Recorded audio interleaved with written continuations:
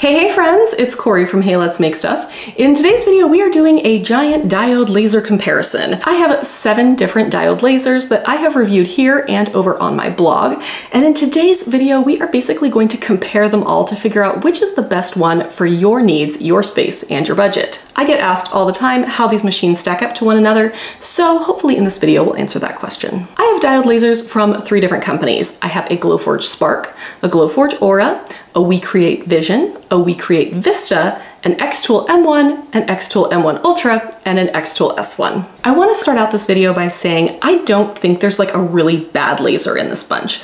I have been generally pleased with all 7 lasers. So if you've already purchased one of these and you're regretting it, or if you can't afford the most expensive one and you need to go with something a little bit cheaper, don't worry. I do feel like all of these are capable lasers, so I don't want you to get caught up in all of the little details. There are pros and cons to each of the machines, but I don't think there is a wrong choice here. We're going to go through all of the key factors that might help you make a decision about these machines. We're going to talk about things like price, power, performance, cutting speed, what they can cut, safety, extras, all of these things. And then at the end, I'm going to give you my overall favorites, but like I said, if you don't choose one of my overall favorites, I don't think you're going to be disappointed. I am working on a big spreadsheet. I don't actually have it done at the time of my filming of this video, but I am working on it that basically shows a giant comparison of all these machines. Once it's done, I will go ahead and link it down in the description below so you can access it and have everything at a glance. Before we get into all of my reviews, let's talk about what a diode laser actually is. So a diode laser is different than a CO2 laser or an infrared laser or a fiber laser. And that is because a diode laser is on the visible light spectrum. The laser itself is actually blue. The other lasers I mentioned are all on the infrared spectrum, so they are on the non-visible spectrum. This is most apparent when it comes to the materials that a diode laser can cut, and it is most apparent when it comes to acrylic. So if you want to get a diode laser, know that you are going to struggle cutting clear, other transparent colors, some blues, and other colors that have a lot of blue pigment in them. And that's because the blue light basically shoots straight through these materials instead of cutting or engraving them. I did a whole video on cutting acrylic with a diode laser, so I will go ahead and link that below, and that will help you make the decision on whether or not you want to get a diode laser or if you want to save up and get something a little bit more expensive like a CO2 laser. Let's start off talking about price because a lot of people are concerned about the price of a laser. They are not cheap machines. A diode laser is generally less expensive than a CO2 laser, making it great for hobbyists and people starting small businesses. I'm going to give you the price of the actual models that I have, but know that a lot of these machines come in different models with different add-ons. So for example, I have the 40-watt xTool S1. It also comes in a 20-watt version. And then also be aware that xTool and WeCreate have sales all the time.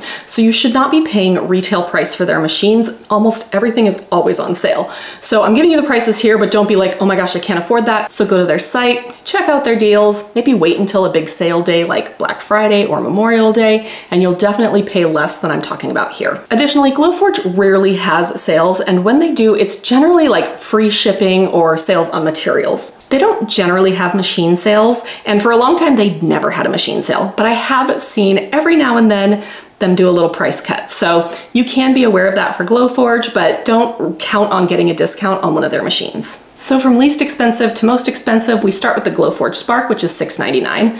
Then we move to the xTool M1, which is $9.99. The Glowforge Aura is $11.99. The WeCreate Vision is $11.99. The xTool M1 Ultra is $12.99. The WeCreate Vista 10 watt is $13.99. And the xTool S1 40 watt is $19.99. So you can see that there is a big price difference between that Glowforge Spark at $6.99 and the xTool S1 40 watt at $19.99. Next, let's talk about setup. I have to say, all of these machines are pretty easy to set up.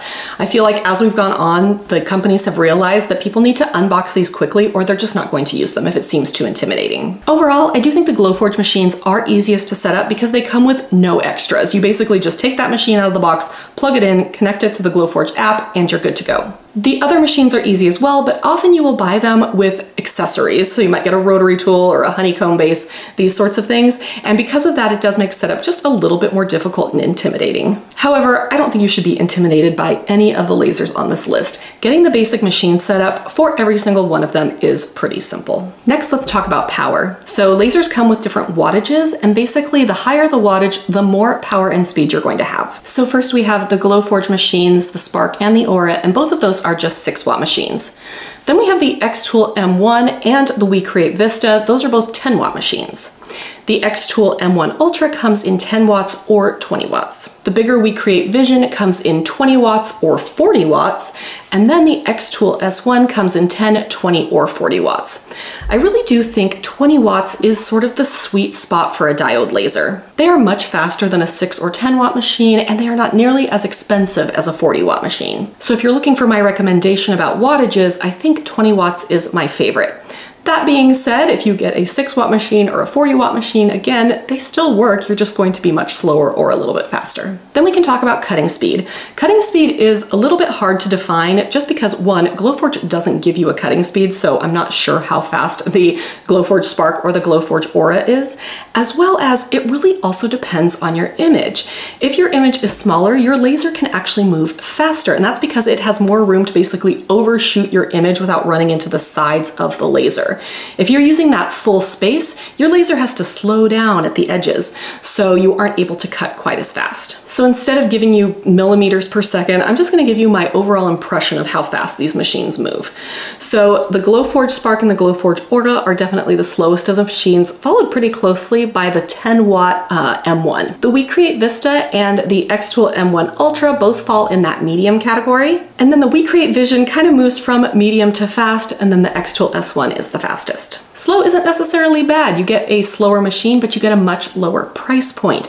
If you do want to make something for like a small business, however, you're going to want to be on the faster end of that spectrum because you're not going to be able to produce at the rate that you're going to need for a business with one of the sort of hobbyist machines at those lower wattages. The size of the work area of your material might also come into play when you're making a decision. If you're fine at making smaller projects, a smaller machine works. But again, if you want to make larger projects or you want to batch a bunch of smaller projects, you're going to want a bigger work area. The Glowforge Spark is the smallest with an 8x12 work area. The xTool M1 Ultra is the second smallest at 11.81 inches by 11.81 inches, followed very closely by the Glowforge Aura, which is 12x12. The original xTool M1 is a little bit bigger at 15x12. And then we have the two WeCreate machines, which are a little bit wider, but also a little bit shallower. The WeCreate Vision is 15.75 inches wide, but only 10.73 inches deep. The WeCreate Vista is 16.37 inches wide and 11.42 inches deep. And then the xTool S1 is the biggest with almost 20 inches wide and 12.5 inches deep. And then, like I said earlier in this video, material compatibility is basically the same for all of these machines. No matter which one you choose, you should be able to cut a wide variety of materials except some of those acrylic materials I mentioned earlier. You just may be doing it faster or slower depending on which machine you have. There's also a little bit of difference between the depth that you can cut. Most of these machines will just cut wood at up to 1/4 inch deep, but that xTool S1 can go up to 1/2 inch deep. You can cut wood, leather, you can even cut paper or felt, and then you can cut some of those dark opaque acrylic colors that I mentioned earlier. You can also do engraving, so you can engrave wood, leather, MDF, some coated metals, so like powder coated metals and water bottles and those sorts of things, some dark glass, ceramic, slate, and then again, some of those dark opaque acrylic colors. Additionally, the xTool M1 and the xTool M1 Ultra have blade cutting capabilities. So you can also cut vinyl, HTV, cardstock, and other things using the blade. The xTool M1 Ultra also has a bunch of other modules, so you can do things with a knife blade, with a rotary blade. I think there's a debossing tool, there's a pen, and then there is a printing module. So you can do a lot with that machine beyond just laser processing. Then we also need to talk about the software and sort of the user interface. I will say that I think that beginners can use any of the three softwares here. We've got the Glowforge app, which sounds like it's on a phone, but it's actually on your desktop. xTool Create a Space, and WeCreate Make It. There will be a small learning curve as you learn how to score and cut and engrave, as well as adjust the speed and the power for your different materials. But overall, if you're reading instructions and going by different tutorials, you should be okay with these softwares. Overall, I think xTool does have the most robust software. When I got my xTool M1 a few years ago, it really was a very basic software, but you can tell that they have put a lot of effort and a lot of money behind making this a much better software. The WeCreate software is sort of where the xTool software used to be, so I assume it will get better. The Glowforge software is very simple to use, but they do require payment if you want to use some of their more advanced options. Now let's talk about some of the specific features on these machines, starting with whether or not they have a camera or a pinpoint positioning system. system. So basically you need to be able to see what is in the bed of the machine so you know exactly where to place your image so that it will cut properly. For a long time, this was done exclusively with a fisheye lens. And basically that is a lens that is in the lid of the laser and it takes a picture of the entire bed of the laser. Because it's so close to the material, it needs that fisheye, which ends up distorting a little bit on the edges. It's not the end of the world, it still works, but know that you're not getting a perfectly accurate image with a fisheye lens. The Glowforge Spark, the Glowforge Aura, the xTool M1, and the WeCreate Vision all have that fisheye lens. Then on some of my more recent machines, we've seen some innovation, which I love. So the first is that WeCreate added that camera in a different part of the lid for their WeCreate Vista. Instead of being in the center of the lid, it's actually on the edge of the lid. So when you open the lid up, the camera is actually directly above your material, and you take that picture with the lid open. Because of that, the camera is much farther away from the bed of your laser than it is with a fisheye lens, so it's just a regular lens, which means that you get a non-distorted photo of your materials. It's great. The xTool M1 Ultra and the xTool S1 did away with the camera entirely, and they use what is called a pinpoint positioning system. And I know people either love this or hate it. I love it. I think it is so much more accurate than a camera because you know exactly where your laser head is and you can place your image accordingly. This does take a little bit of getting used to, especially if you've used a laser with a camera in the past. However, I think once you use it and you get used to using it, you're going to love it as well. That being said, there are people who just like a camera better, and that's totally fine. Then we can talk about safety features. All 7 of these lasers have enough safety features that I feel comfortable using them in my studio. To start, they all have an enclosure, so they are not out in the open. xTool does make some open lasers. I'm not testing any of those because I don't have a good place with enough ventilation. These are all enclosed and basically they hold in all the fumes so that they are not escaping into your craft space. Second, they all have a tinted lid, which means that you can look directly at the laser while it's processing. I will say that my Glowforge Pro, which is a CO2 laser, doesn't have that tinted lid, so I can't actually look at the processing while it's doing its cutting or engraving. But all of the diode lasers do have this tinted lid, which is sort of like a welder's helmet and allows you to look right at the laser while it is processing. And then third, they all have an auto stop feature. So if they are processing and a kid goes and opens up the laser, it will automatically stop. And then there are additional safety features on the xTool M1 Ultra and the xTool S1 that I really like. Both of the machines have a USB key that has to be inserted in the back of the machine for the machine to work. So if you have super curious kids or someone in your house that wants to use your laser without your permission, you just need to hide that key and they won't be able to work the laser. Both of them have a fire detection system as well. So if they detect a fire within the machine, they will automatically shut off. And then that xTool S1 also has one additional feature, and that is an emergency button on the outside of the machine. So if you see a problem, you can hit that button and it will shut the entire machine off. And safety leads right into venting. So venting is something that you have to do with any laser machine. While it's processing, while it's cutting, while it's scoring, while it's engraving, basically it's removing materials and turning that into fumes and debris and smoke that need to be basically vented out of your machine and out of your craft space. You can do this one of 2 ways with any of these machines. You can use a window or you can use a filter. So using a window is easy and it's free. So you basically just take the vent pipe on the back of the machine and put it up against a window. I like to stick a blanket around it so that the fumes can't come back in and you are venting your machine just fine. And then each of these companies does have their own air filter, and I do have opinions about those.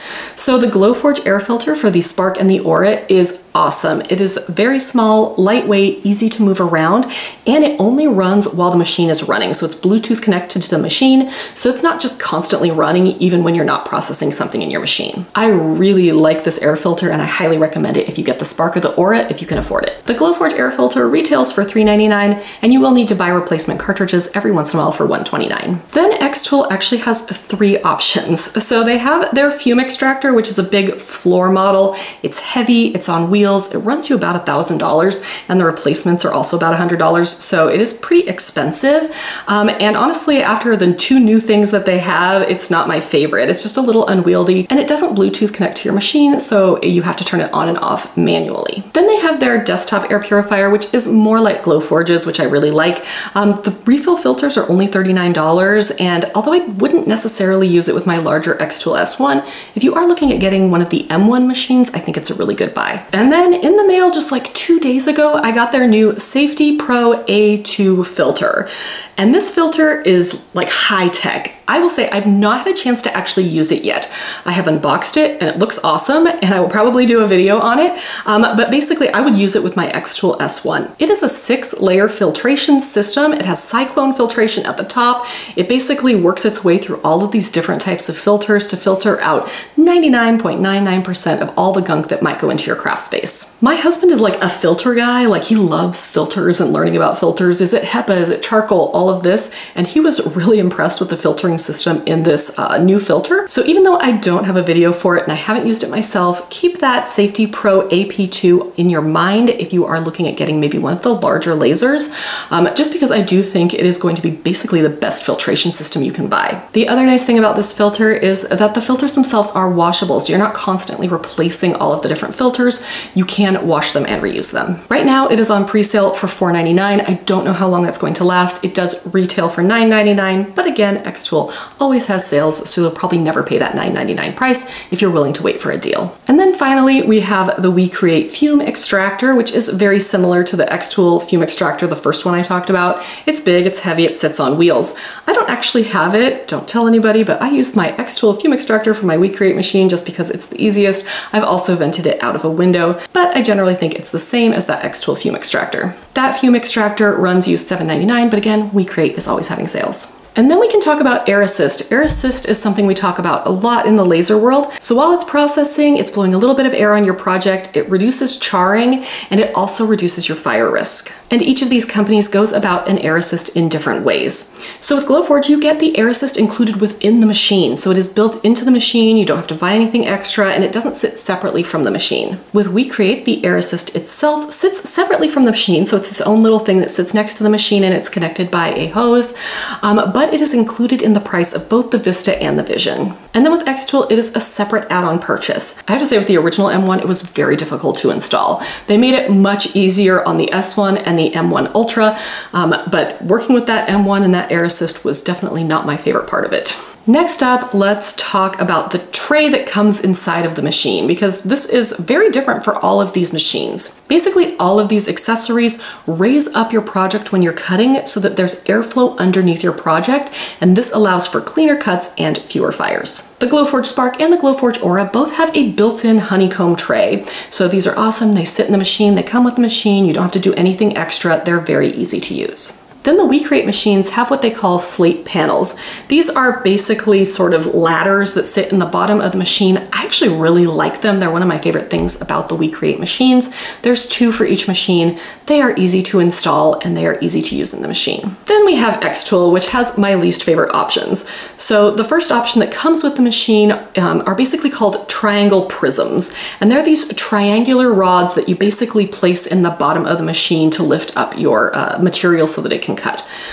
I don't like the triangle prisms. I have talked about this in many videos. I think they are terrible. They basically skitter around the bottom of the machine and I don't like them at all. You can, however, upgrade to their honeycomb tray. So their honeycomb tray still isn't as good as Glowforge or the slate panels in the WeCreate, but it's much better than those triangle prisms. It's basically kind of a big, heavy metal piece that you can put in your machine so that you can use it to cut your projects. This is one of the very few things I don't like about my xTool machines, and it's something that I hope they will rework in the future. All right, so now we have sort of a comparison of all of these machines, but what makes them different? What are a few of the unique features that each of these machines have that nothing else does? Let's start with the Glowforge Spark. It doesn't have a lot of extra features, but it is the smallest and the least expensive of the bunch. The Glowforge Aura is very similar to the Glowforge Spark, but it is larger and it does have a pass-through. So this is basically slots on either side of the machine where you can slide in larger pieces of material.